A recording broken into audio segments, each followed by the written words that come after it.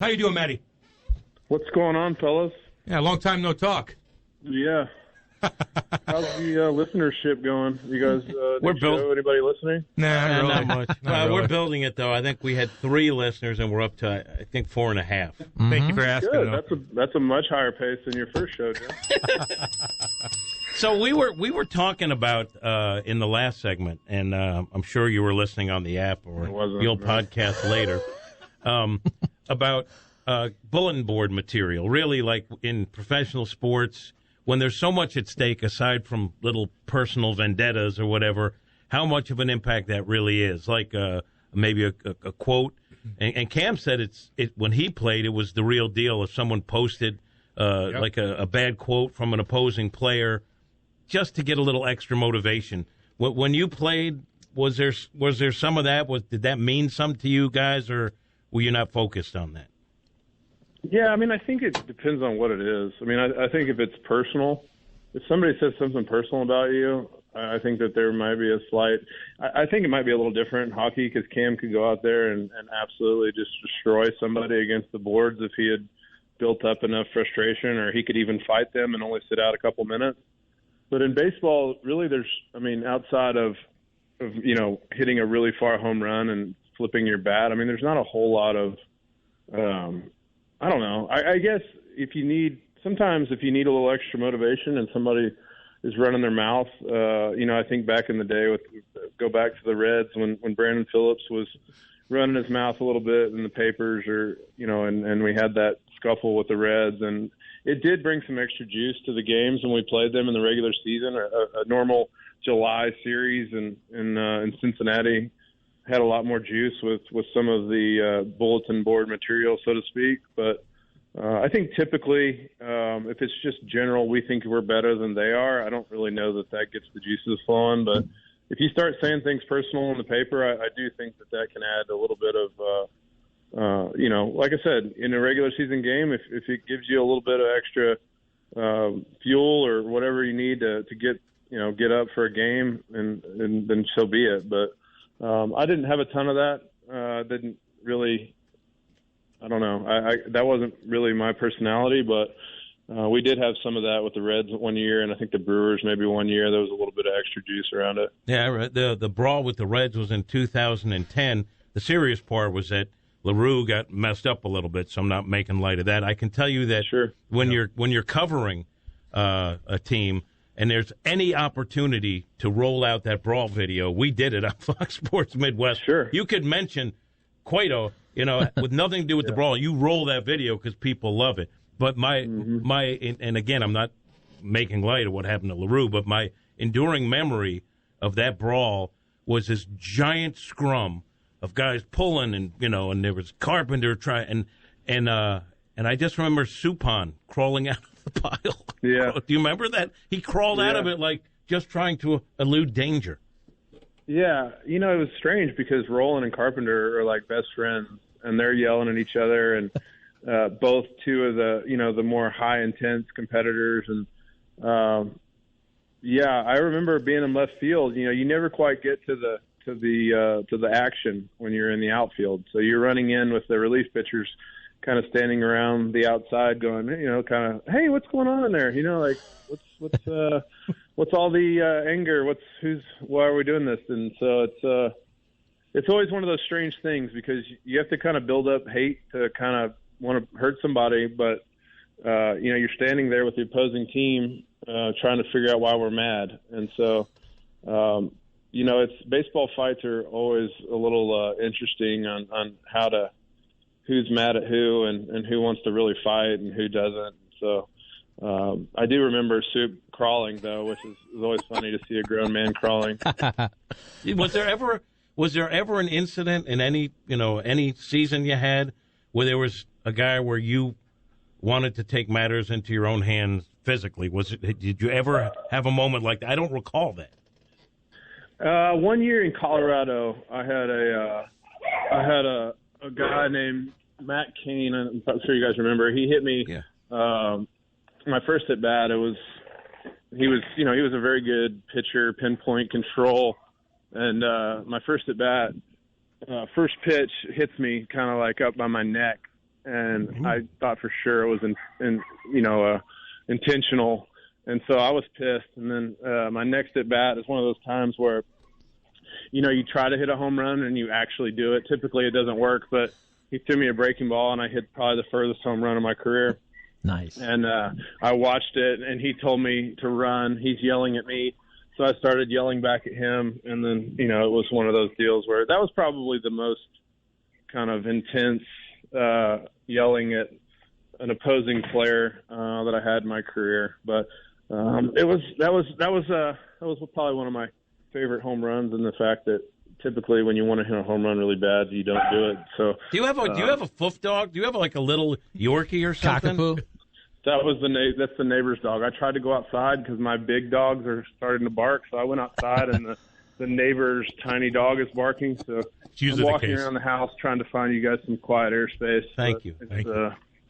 Just checking. No what we do on this show is we vet and verify. Charlie's got a fluff dog, too. Don't worry about it. I have a cockapoo. Yeah. It's my wife's, but it's a nice dog. Along those lines, not dog talk, but I was trying to think of if any fan bases ever, disliked you in your career. I'm trying to think of any incidents. You brought up the Giants, and I'm thinking maybe Scutero. Would that be the only thing? Did they kind of not like you after that? Yeah, I think that caused a little bit of ire. I don't think the A's fans loved some of my comments I made about not liking Oakland much after I left there. They traded Carlos Gonzalez for me, and then the players that they got for me from the Cardinals didn't turn out to do a whole lot. So I think there's some ire from the A's fan base as well. So the Bay Area is probably the area of the country that didn't love my career that much. So I think that's probably accurate. Where did you not like to play? And of course, you play in MLB. Like, doesn't matter. Like, every place is nice. But is there a couple places that were like, oh, cool, we're going to Oakland. The facilities suck. The locker room sucks. Prison showers. You know what I'm talking about. Yeah, I think that, like I've said before, Oakland has great, I love the people. Like, I think Billy Beane's really good, and I love the clubhouse people and all the people in the organization. But as far as stadiums go, it was rough. Like, it's a bad setup. It's not, the whole deal, and the weather is cold, for baseball. I mean, it's like 55 degrees most of the year as far as playing games in cold weather. I like to play in the hot weather. So that was probably, one of the places. Tampa Bay, playing in a dome when you're in Florida and it's nice outside, it's sunny, and you go into a dim, dark kind of stadium with no fans. Guys don't really like playing there. But other than that, I think most of the stadiums are really nice by now, and good environments. But there's a couple, I think everybody knows with those two, they're trying to get new stadiums and potential relocation from those two places. But it's in general, I'll enjoyed, pretty much everywhere I played. But, it always was kind of chilly in San Francisco, which, like I said, you'd be in July and you'd be right in the thick of things, and you go out there and you'd be putting sleeves and a sweatshirt and a jacket back on. And I didn't love to play in the cold weather. In fairness, too, when you guys went to Oakland one year, I don't recall the year, it had come on the wake of a sewage leak in the visitors' clubhouse. I'm not kidding you. Like, I actually did my hit with a mask on back then, before just they were cool. Before they were necessary, because it was in the wake of a sewage leak, and there were still cleaning products around, so that wasn't joyful. Over the years, I always ask players who the roughest fans are, and everyone, I think, would say New York or Philadelphia, but most of the time, players would say that the most. I don't want to say vile, but I mean vile. So let's just say rough around the edges fans. San Francisco. Yeah. To you, which is it? Yeah, I would agree. I would say they're more vulgar than even New York and Boston. The New York and Boston is a little bit more of the hardcore you sucks, and they have a nice accent to go with it. But I think as far as just willing to say pretty much anything about any of your family members, I think that was more of, I would agree with you, more of a California thing. So I just have a question now. What was the funniest thing that any heckler ever said to you when you're out in the field? Did you just kind of laugh when somebody, that's a pretty good one? In Chicago at the Greeley Field, I fell for this once. They get your bio, obviously, but they're like, "Hey, Matt, we're from Stillwater, Oklahoma. Go Pioneers! Yeah, throw us a ball." And you turn to throw them a ball, and they're like, "Ha ha ha!" And then they're yelling the exact same thing to the next guy. So they talk you into throwing a ball by reading, telling you they're from your hometown, and they do their research on who you are, what high school you went to, and kind of do some background. I know you're, they do some research, which is always a little bit more entertaining than the classic "you suck" and just some sort of unoriginal stuff that some of the drunk fans say. Hey, Matt, the guys just jump in, Seth. Hold on. Let me give Matt the background here. So our board op Seth is a wonderful guy, and he loves you, and he wanted to ask a question, so he's motioning, "Can I ask?" And we gave him the opportunity, and then he got scared, and he hesitated. Myself. Let's go. You're good. Hi, Matt. I'm Seth. Hey, Seth. What's going on? Hey, man. I loved watching you here. Thanks for all that you did when you were here for the city. I just want to ask you. All right, get on. Let's go. Get on. So when you went to New York, I just want to know what the experience was like going there. Different city, change of scenery, expectations, and then even now with you being able to play DH there and having that opportunity. What was that adjustment like, leaving St. Louis and going to New York? Yeah, I mean, I think the crazy part is just kind of the adjustment of living in a city of that size, and we chose to live in Manhattan and kind of experience the city with our kids. And the price of an apartment that's really small that fits 4 kids is incredibly expensive. So I didn't love that. It was fun as far as the kids learning how to hail cabs and just kind of seeing some things that they had never seen and living in the city of New York. The getting around and the traffic, is definitely an adjustment. And I'd say in general is a good experience for 1 year. I don't know that signing a long-term deal. I think most of the guys probably live in Connecticut or some of the outskirts. But I really enjoyed, kind of just the guys. I mean, I got Aaron Judge and I became really close friends, and CeCe and Gardy, and so just to experience kind of playing in that market.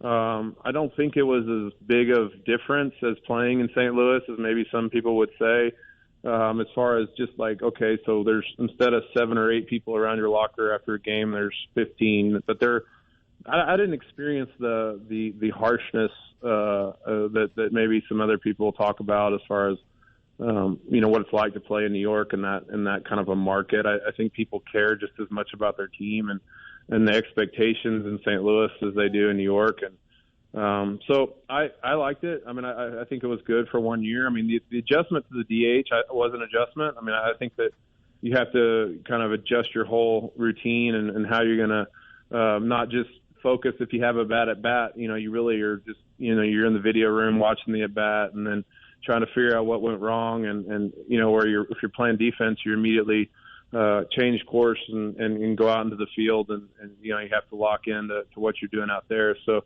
that was an adjustment, being a pretty much full-time DH in New York. I didn't love that, but all in all, good experience. Like I said, I made some good friends and in general, living in the city was good for our family and our kids got to experience some things they otherwise had never experienced. Matt, I know you're a college football fan, so 2-part question: national championship game tonight, who you got and why? And then also, I'm guessing being a coach at Oklahoma State, you're probably around Mike Gundy every once in a while, maybe at some banquets and all that. And any good Mike Gundy stories? He seems like a character. Yeah. So first, I'll answer that part first. Mike has a son who played baseball with my boys or my oldest. So I know. And I've known Coach Gundy for a long time. He went to school here, and so I've known him a long time, and I see him a lot around the facility. So he's actually really cool. You guys would like him. He's really funny, and he's got a good way about him. And I'm trying to think if I have any. I think the one thing for me that's most impressive is that he gets away with tucking in a hooded sweatshirt into like some khakis, and it still looks decent. Like he's got a small enough waist at 55 or 50, whatever he is, low 50s. He's got an incredible hairline. He's gotten rid of the mullet, but he's got an incredible hairline, and he can tuck in a sweatshirt, which I just, I as a bigger guy, I mean, I have a hard time pulling off a tucked-in hooded sweatshirt that's pretty thick. So he's got an amazing waistline. That's always good for me. When I see him around, I'm like, wow, you're tucking your sweatshirt into some sweatpants. That's impressive. Okay, college football. I think Alabama. It's hard for me to pick against Alabama. Nick Saban has done such an incredible job of winning big games and having his team prepared. It's hard for me. I have a buddy who's a huge Alabama fan, which there's no stress of being a huge Alabama fan. I tell him all the time, like, I mean, it must be nice to be an Alabama fan. You win all the big games, you play in all the big games, and so if I had to put any money on it, I would put money on Alabama. Until you beat the man, it's you have to. I think Georgia's good. I mean, I think they have really good talent, but you're talking about a quarterback who I think could be a high pick in the NFL draft, and the other quarterback seems to be a scrappy college quarterback.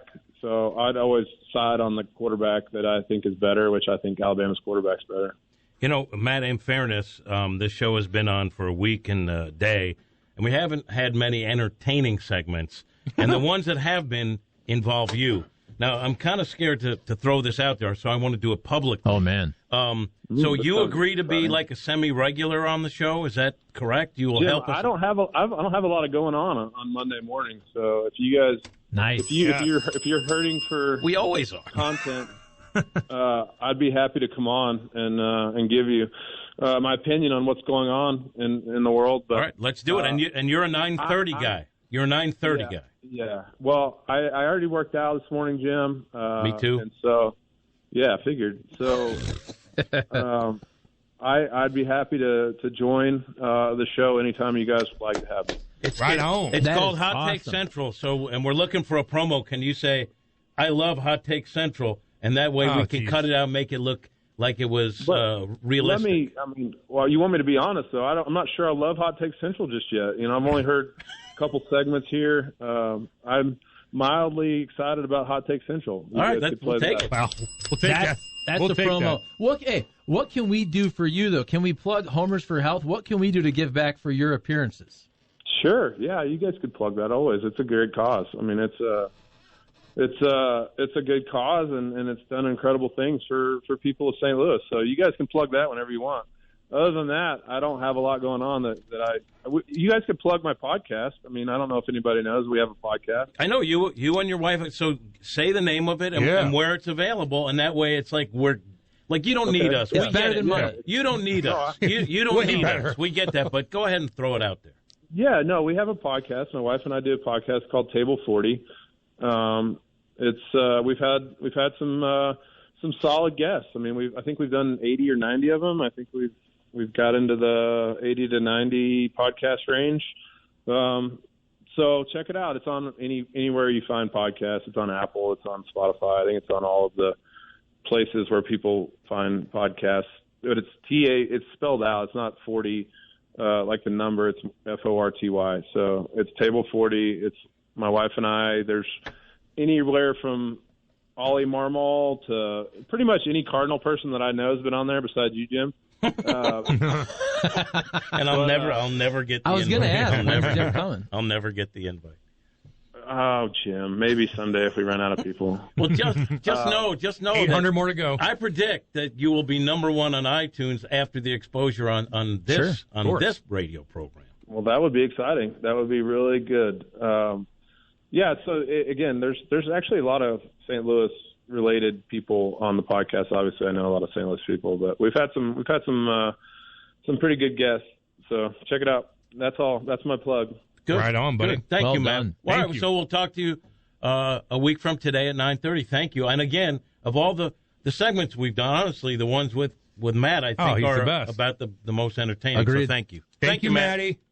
Yeah, no problem, guys. All right, good luck with the show. Keep it going. Well, we're a weekend. You're still on. Nice. We're still here. Thank you. Thank you, We'll sir. still here. All right, good. It's Okay, so- good job. See you guys. Thank you. How about that? Matty He's Holliday. He's the best. And like, what are you going to say to him though? Like, as a fan, what are you going to say? Oh, Matty, your arms are too jacked. We got him. No, you didn't.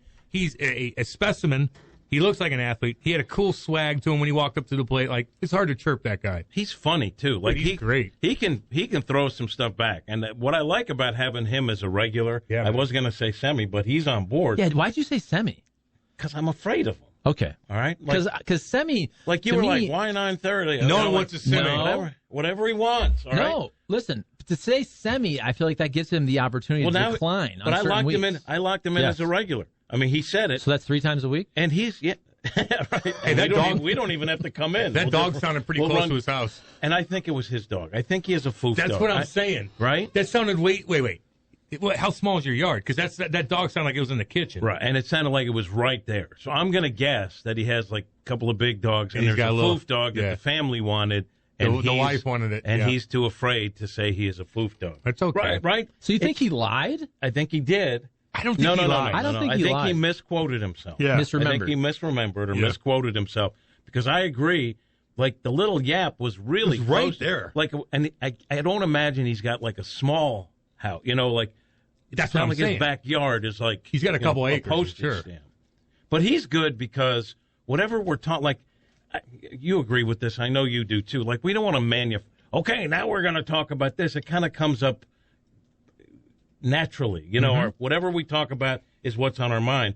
And so we were talking about stuff, and we just asked him about some of the stuff, you know, villains for, you know, how as a player. And you can talk to Matt about a bunch of different things, which is good. Yeah, he's right on the villain thing in baseball. It's like, what are you going to do? Like in hockey, like you have so many different options that you can get back at a guy. Where in baseball, it's either you hit a dinger off him, or you're a pitcher and you smoke him with one. But other than that, you can't do anything. So you're just thinking about it. But then this distracts you because you got to think about hitting a damn ball instead of worrying about that guy beaking you last year or whatever. And for him running in and going, okay, what are we mad about, guys? Which is kind of funny. I think that you're in the outfield. You probably didn't see what started the whole thing. Well, that's also funny just with baseball fights, where if you have a brawl on a field or hockey, let's say the whole team, everybody's brawling. In baseball, you always see outfielders, but more so the bullpen guys. Both bullpens empty, and they both sprint to the pitching mound to potentially fight each other, where really the people should just leave the bullpen and immediately fight each other. If you really wanted to fight, then the bullpen go grab somebody. Should create a fight out there in the outfield. Well, how about you just let them go at it and then all stand around and let them kick the crap out of each other, and all of a sudden 2 captains come in and like, okay, we've had enough, and then you break it up and it's all over. You dust each other off, back to the game. Mostly baseball fights are a lot of running out there and then grabbing a guy and put, you know. Yeah. Hold me back. Which is the way it should be. Well, no, don't waste our time. You had a couple punches, though. What? Bryce Harper punched, who was the pitcher? Hunter Strickland, was it? Vet and verify, please. Yeah. And then, of course, the famous punch from Tino Martinez, Roughneck Odor. Rudned Odor. Oh, that was a good one. On Joey Bats. I mean, there's been some badass ones, yeah. That's the greatest baseball punch ever, by far. Close. Ray Knight, I think punching Eric Davis at third base back in the day was pretty good, but that one was the best. I mean, that was a perfect shot to the chin. What do you got there, Nitty boy? You can put his mic up. Put his mic up. When Nolan Ryan decked Robin Ventura. Yeah. Got him in a headlock, didn't he? Oh, yeah. Yeah. Yeah, it was the headlock was the thing. You know, like, it was like the old guy. You're my son. Old guy strength thing. It was almost like he was giving him noogies. Well, what about Pedro Martinez and Don Zimmer? Yeah. Get away from me, Don. He spun the old man. That was but Jimmy. Two-handed throw. Jimmy, I don't blame. Listen, don't come after me. I don't give a damn who you are. You come after me, I'm going to have to put you down somehow. I have to protect my... No, I agree. But what are you doing? Like, get away from me. And I'm a fan of the late Don Zimmer. You know, I think what he's done in it, what he did in his career is great. Yeah. But what do you think? That's what I'm saying. As an old, heavy-set guy running to take on a professional athlete. So, no, it wasn't Pedro's. Yeah, anything like that, man. Like, if you don't want to get hit, then don't jump in the fire, dude. That's just the way it goes. But some of those baseball fights are pretty scary. You get stepped on. Anytime you're under a pile like that, I told you my biggest fear, and we're going to leave here. Frankie Cusimano's up next. I'm going to Google the Holliday going at it with the picture, because I don't remember seeing that. Matt Cain? I want to see Matty Holliday grab a guy and throw him around a little bit, too.